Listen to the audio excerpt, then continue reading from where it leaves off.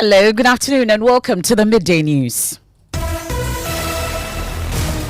The news is live on Joy 99.7 FM here in Accra and Kumasi. We are on Love 99.5 FM. We are on affiliates across Ghana's 16 regions. Pad FM in Damongo, Saboba FM in Saboba, and Menuveve FM in Aplaoke, Kelly Radio in Ho. We are live on Twitter Spaces. We are on Facebook. We are on myjoyonline.com. The Midday News is sponsored by Duroplus Ghana Limited, producers of quality PVC and HDPE pipes and water tank. Where Duroplus goes, water flows. Also brought to you by Petrosol, your clean fuel in full quantity. Petrosol is always a delightful experience. Coming up this afternoon, ECOWAS military chiefs signal their readiness to proceed with military intervention in Niger as ECOWAS remains resolute to ensure democratic order is restored no matter what. I am very optimistic that between today and tomorrow, all of you will put your rich experiences together to be able to activate the ECOWAS standby force to enable you to respond adequately and swiftly to the demands placed on you by our heads of state.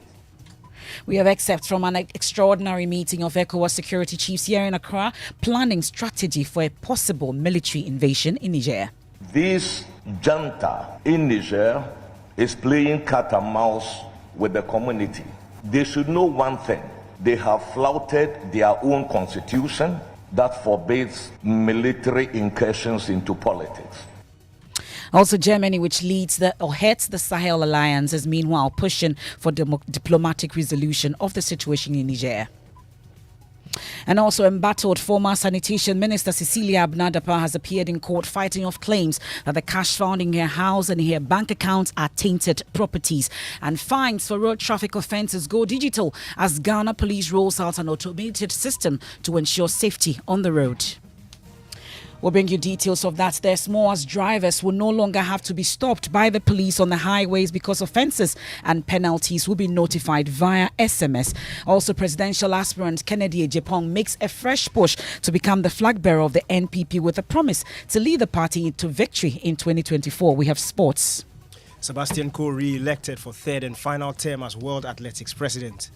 And it's been a rainy morning across Ghana today, worsening the situation for residents of parts of the northeast region where floods have devastated more than 60 communities. I'll take you there live. That and more here on the Midday News. I am Emefa Apau. Many thanks for choosing us. We are your home of independent, fearless and credible journalism. Please do stay on for details.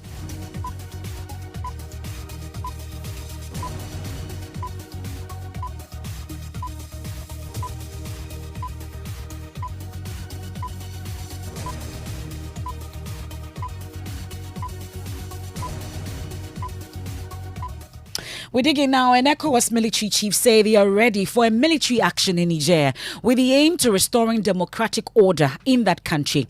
Ghana's Defense Minister Dominic Inetiwo spoke at a meeting of the chiefs this morning and said Ghana is ready to go to war in Niger should all efforts to negotiate with the junta fail. It comes after ECOWAS reiterated its firm decision to ensure democratic order in Niger by any means possible, including military action. The security chiefs from 11 countries are currently meeting at Burma camp here in Accra to draw up a deployment plan following last month's coup in Niger, which toppled the government of Mohamed Bazoum. At the opening ceremony, Commissioner for Political Affairs, Peace and Security, Ambassador Abdel Fattah Musa, relayed a series of events or efforts made to get the coup leaders reason with them. The mission was on the way of the airport when we were informed, that they were not ready to receive us. But since the decisions of the ECOWAS authority, they are pretending, that, now they are ready for talks. But even as they are telling us that they are ready for talks, they are still seeking reasons to justify an unjustifiable coup d'etat. They have charged the legitimate president of the country, Mohamed Bazoum, of high treason because of an op-ed that he penned for the Washington Post, sending an SOS because of the situation in the country. So as the junta goes along, they now find more reasons to justify why they staged the coup. The irony of it, is that somebody who is in a hostage situation. Himself, his wife, his child, 20-year-old, and members of his cabinet are being held hostage. And in that condition, he's being charged with treason. Fatal Musa also stressed that ECOWAS is ready to deploy all means possible to institute constitutional order in Niger. People are telling us, where are we going to get the resources? So ECOWAS is being teleguided by the West, it is being teleguided by France, it is being teleguided by anybody. What they forget is that ECOWAS is a rules-based organization. We have our protocols, we have our norms, and we are ready to protect them. That's why the heads of state are saying, if push comes to shove, we are going into Niger with our own contingent-owned equipment. We are going with our own resources and to make sure that we restore constitutional order. If other democracy-loving partners want to support us, they are welcome. But we are not going begging. Meanwhile, Ghana's Defense Minister Dominic Nitiwo says the country is committed to any decision taken by the regional body, including contributing troops. The world will disagree. ECOWAS will disagree.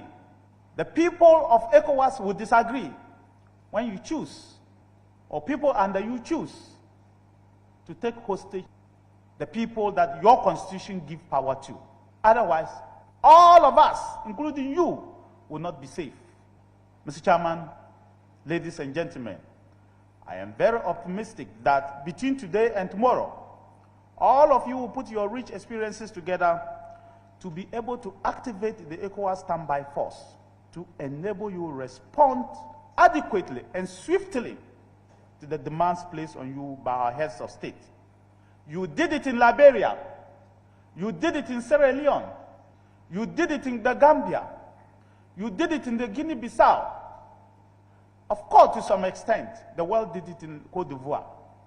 I believe that after Niger, and the world will see that West Africa is back to normal, and our people will begin to enjoy the life that they deserve. That's Ghana's Defense Minister Dominic Nitiwo. Head of our Foreign Affairs and Diplomacy Desk, Blessed Suga, joins us live from that meeting. Blessed, so let's talk about day one of this meeting. At the end of it, is it conclusive that military chiefs are going to activate that standby force that ECOWAS needs? Well, MFR, we just heard the Committee on Political Affairs of ECOWAS, Ambassador Fatal Musa, point out there that all options are on the table. It appears that ECOWAS is ready to deploy if the order is given, and that's because attempts to reach out to the military regime did not prove futile. So it's a reason for which the military chiefs are meeting now. The opening ceremony just ended, and we're expecting that by the end of day tomorrow, we will know what the final option will be. But that will certainly include the deployment of a standby force, which is now being activated at the meeting here underway at Bermakan. Now, let's talk about who and who is in this particular meeting. We know military chiefs are there. We've heard Dominic Nitiwo and also Abdel Fattah Musa. Who else is in that meeting? Okay, so we have the Defense Committee. It's a committee that was formed by the ECOWAS body, Committee of Chiefs of Defense Staff, and that is being chaired by the Chief of Defense Staff for the Federal Republic of Nigeria. So he's present here. We have all other West African Chiefs of Staff, Defense Staff, joining the meeting, with the exception of Cape Verde. Now, Cape Verde has a unique situation because Cape Verde says that they do not believe in a military solution to the challenges confronting the West African sub-region. And so, for that matter, they have opted out of the activation of a standby force. Ordinarily, the likes of Mali, Burkina Faso, who are also members, have opted out because of their declaration of solidarity for the Republic of Niger. So it's the reason for which we have those two countries absent, but Cape Verde is simply opting out, disagreeing with other West African leaders for a military solution in Niger. Well, so that's my colleague Blessed Soga, also head of a Foreign Affairs and Diplomacy Desk there, monitoring that meeting by military chiefs. Is the 2-day meeting, day one, still underway. We'll get to hear what happens at the end of it for today. Blessed will join us with details. My colleague Kofi J will also join us shortly with the options available and the military strength that we are looking at so far. But meanwhile, German Development Minister Sanjay Scholz is discussing the situation in Africa's Sahel region during a 4-day trip, which includes stops in Mauritania and Nigeria. Last month, the minister took over the presidency of the Sahel Alliance, which coordinates international cooperation for the development of Mauritania, Mali, Burkina Faso, Niger, and Chad. DW's Thomas Sparrow from Berlin has more on this. Well, the current situation in Niger is clearly dominating the agenda of German Development Minister Schulz's trip to Mauritania and Nigeria. Schulze planned this trip to discuss how the conflict can end diplomatically and through civilian means, and that's actually why a key part of the trip is a meeting with representatives of ECOWAS in Nigeria. But the minister also wants to go beyond the immediate resolution and find ways of improving what she described as some of the root causes of the region's problems: prospects for young people, employment, security, and poverty, among others. Well, Kofi J has been looking at the military strength and also the financial impact of all this on us. Let's go through it, Kofi. Well, MFA, so we understand that the bloc has planned to create a standby force of thousands of troops for years, but has been held back by funding delays and insufficient troop commitment. And we also know that ECOWAS has told the UN Secretary Council that last month that they were taking two options. First is to set up a brigade of 5,000 troops at an annual cost of $2.3 billion. And the second option is to the deployment of troops on demand at an annual cost of $360 million. It looks as if ECOWAS is going for the second option, which is demand on standby, which is $360 million. And we know the cost already per annum is going to cost us $360 million. Per month is around $30 million US. Per week is $7.5 million. And per day is $1.1 million. So we ask the question, do they really have the financial muscle to do this?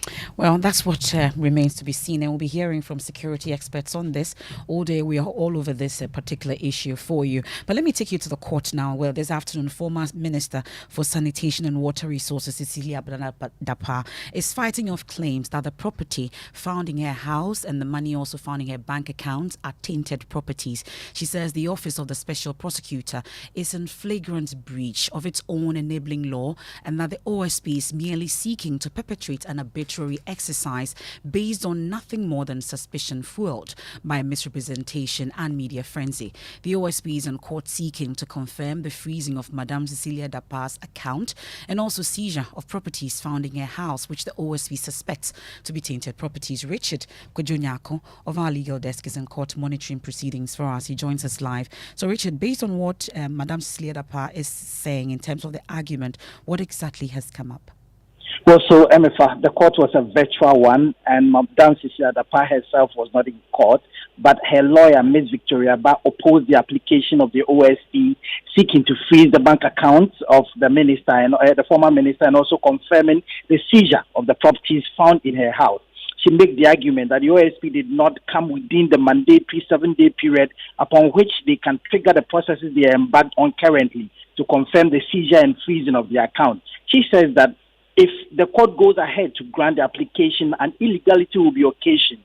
She's forcefully made the argument that the mere fact that sums of money found in the matrimonial home of the former minister is not enough ground to suspect or imply that those sums of money are tainted property. And also, there is no basis to suspect that the monies in her account are tainted property, especially when banks are routinely required on a daily basis to report suspicious transactions. So this, she contends that the assertion that the OSP needs to freeze the account to facilitate investigations is unjustified. She ended by saying that the OSP is breaking its own law and is acting in an arbitrary manner. And so that is what Madam Cecilia Dapa's lawyer has been saying. Now let's talk about what the OSP then has been saying about this. So the OSP was represented by Dr. Isidore, and he says that per the act, nothing illegal has been done, and they are praying the court to confirm the seizure of the account. The OSP indicated that the fact reveals that the ownership of those money or amount of money is in dispute, even though they are in the possession of the former minister. They indicated that Madam Cecilia Dapa owns several houses, and they mentioned some of the locations at Abelimpe, Tesano, and Cantonment. Now, Richard, I'm curious. Did the OSP disclose the amount of money that was found in her account?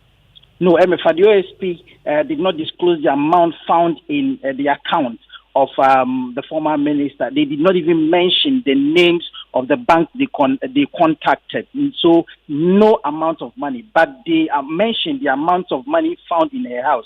They indicated that on the 24th of July 2023, the Office of the Special Prosecutor, upon a search conducted at the residence of Madam Cecilia Dapa, discovered huge sums of money stacked in their house, amounting to $590,000 and 2.7 million Ghana cedis. And so these were the disclosures made by the court.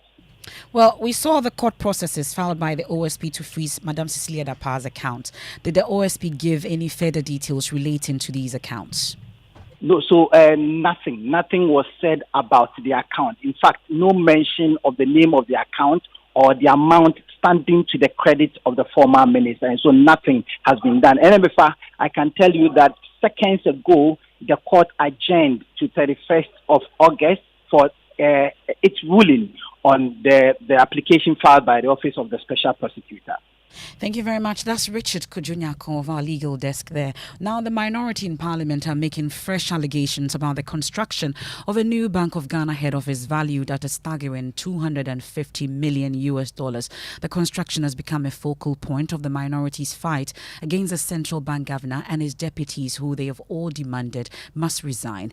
In a lengthy Facebook post this morning, NDC MP for North Tongue, Samuel Okujeto Ablakwa, alleged numerous procurement breaches in the award of the contract and overbloating of this particular contract. My colleague, editor Fred Smith, joins me in studio with more on this particular developing story. First, what does the MP say about the so-called restricted tendering used by the central bank to select the contractor for the construction works? Well, it says the BOG's unacceptable use of the restricted tendering method amounts to a blatant violation of the Public Procurement Act of 2003 as amended in Act 914, Section 38 of Act 663, and it provides a limited scope for the use of restricted tendering in circumstances where goods, services, or works are available only from a limited number of suppliers or contractors. From the intercepted documents, the BOG handpicked the following companies, and I mentioned them: Messrs. WBHO Ghana Limited, Messrs. Man Enterprise, Messrs. De Simeone Limited, and Messrs. Renaissance Holdings, and Messrs. Gold Key Properties. It is not clear what criteria the BOG used in selecting its preferred 5 companies when Ghana's built environment can boast of many established and celebrated construction firms such as Consa, Baroque, Maripoma, Maums, Babasoti, First Sky, Antarctic, and many others, as he mentions. Well, Mr. Ablakwa speaks of an alleged price escalation, claiming that the contract may have been overbloated. Yes, he says he intercepted another letter dated 4th September 2020, also signed by the PPA Acting Chief Executive, Mr. Frank Mante, which shockingly reveals that just within 8 months, the cost of the BOG head office project astronomically increased from 81,822,000 to $121 million. Experts say this staggering $40 million increase in the project cost between January and September 2020 in a dollar-denominated contract is absolutely mind-boggling, and a 40% hike merely after tender evaluation in dollar pricing, not cedis, raises many critical questions for the BOG. Thankfully, we've been joined on the phone by the North Tongue MP, Samuel Okujeto Ablakwa. Thank you so much for your time. Let's first find out whether the documents you have are conclusive enough to make these allegations. Absolutely conclusive. These are unimpeachable, incontrovertible, and undeniable documents. I've run my checks, and you do know that we take our background checks and validation processes seriously. And I can confirm to you that this Bank of Ghana project will soon be the subject of a major parliamentary inquiry. It is absolutely incredible what we are discovering.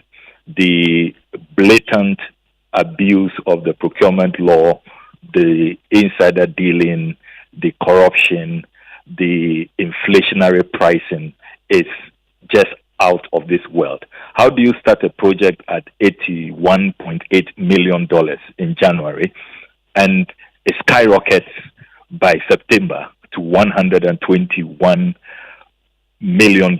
You add $40 million in the name of variation. I mean, for a dollar-denominated project.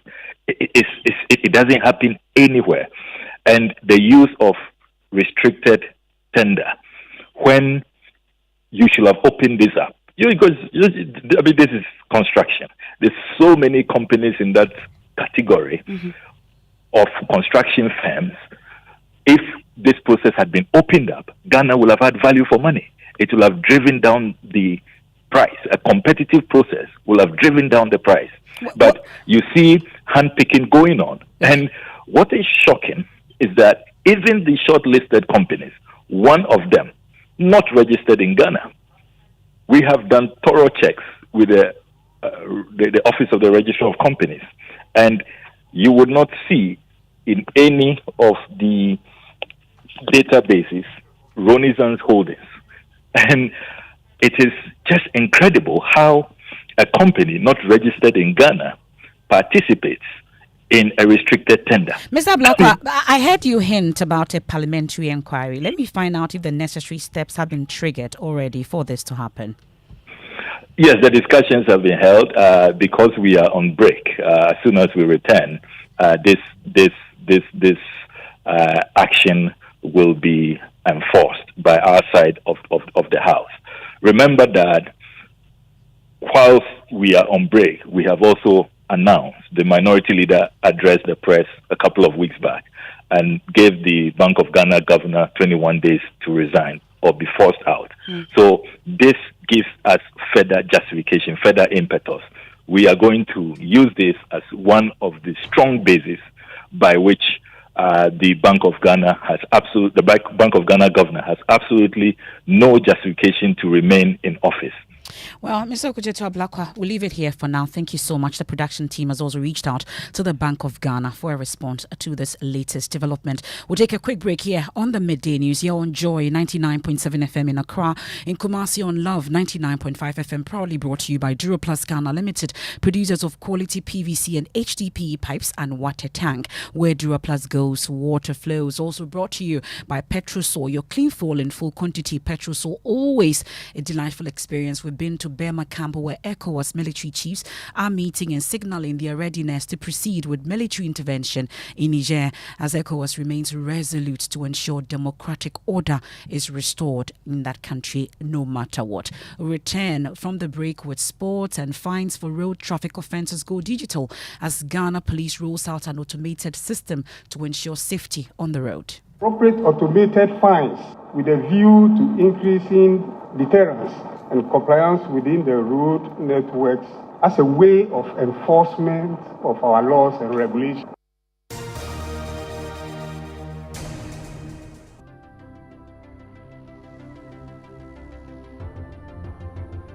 When budgets are tight and money difficult to come by, you want to be sure you get the best value for your money. These are not times to be spending money fixing expensive engine problems because of cheap fuel and lubricants. Drive to a Petrosol station today and buy your quality fuel and lubricants, and rest assured of fuel that lasts long and lubricants that prevent expensive engine problems. Hear the sound. Petrosol, clean fuel in full quantity.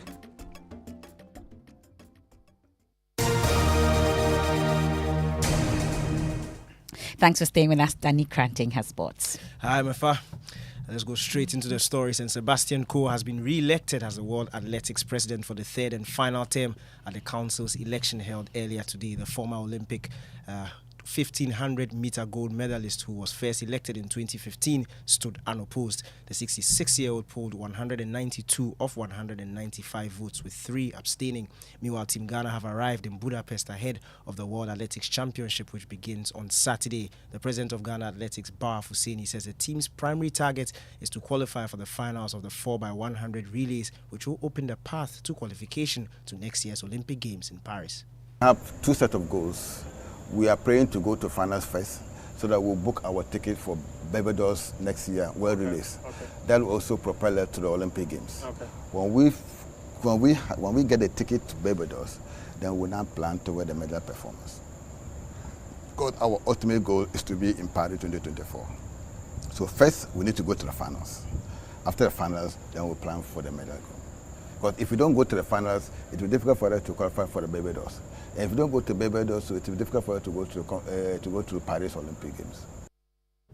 As the president of Ghana Athletics, Bar Husseini, speaking there. That's all for sports. Back to you, MFA. Thank you very much, Danny Cranting. Have a good rest of the day. Now, in a determined move to enhance safety and ensure adherence to road traffic regulations, the Ghana Police Service is deploying an automated system on the roads known as Traffic Tech GH. The system uses cameras and sensors to capture images and videos of vehicles that disregard road traffic laws. This initiative was reviewed at a high-profile stakeholder engagement focused on the nation's road safety. Samuel Imbura of our road safety desk is participating in this engagement and joins us live with details. Samuel, first tell us how the system will work.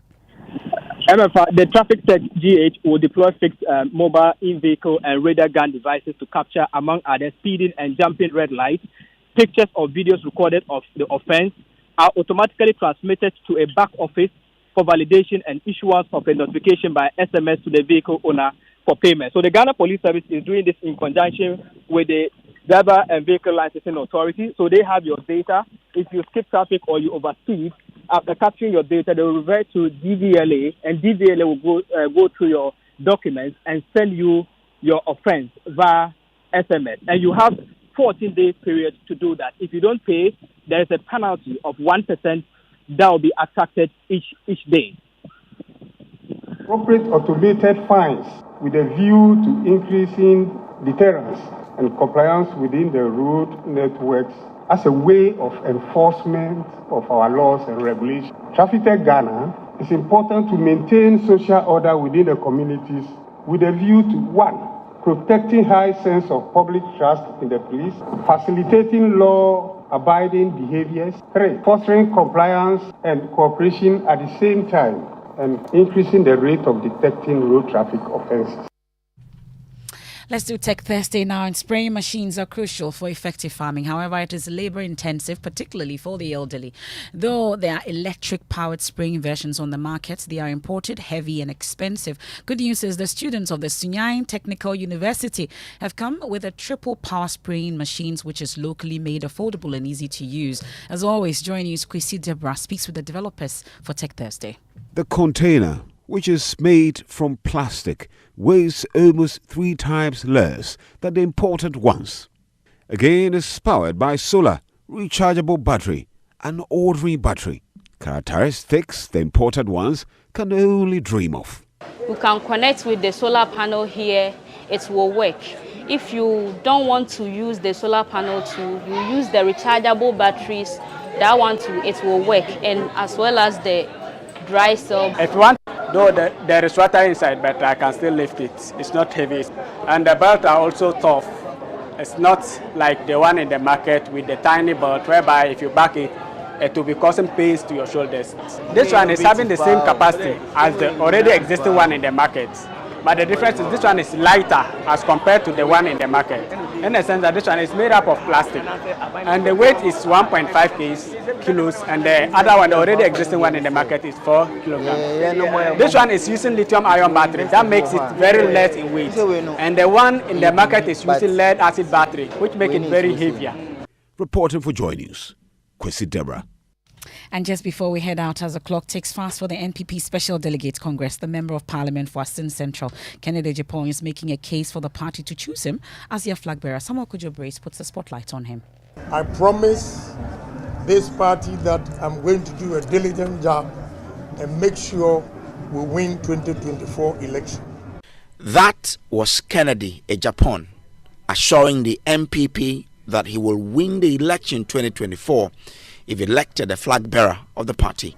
According to political watchers, Kennedy Ejapons popularity among many Ghanaians stems from his frankness on various national issues. Ken Ejapon says his campaign message focuses on addressing critical issues facing the nation, particularly the challenge of youth unemployment. As a member of parliament for the past 23 years, I have to admit that the challenge of the government and the successive governments had been unemployment. And therefore, I've taken it upon myself to make sure I reduce unemployment rate in this country. He explains his focus will be to use the agricultural sector to achieve his goal of reducing unemployment. So far, I've visited 180 constituencies, and I've come to realize that we as politicians have done a disservice to the nation. With the arable lands, rivers, sea that God has given to us, that we can cultivate millions of acres and come up with agro-processing industries. I think this is the way to go. And that's how we end today's edition of the Midday News. You're on Joy 99.7 FM here in Accra, and Kumasi on Love 99.5 FM. There's more when you log on to myjoyonline.com. I am Emefa Apaulu.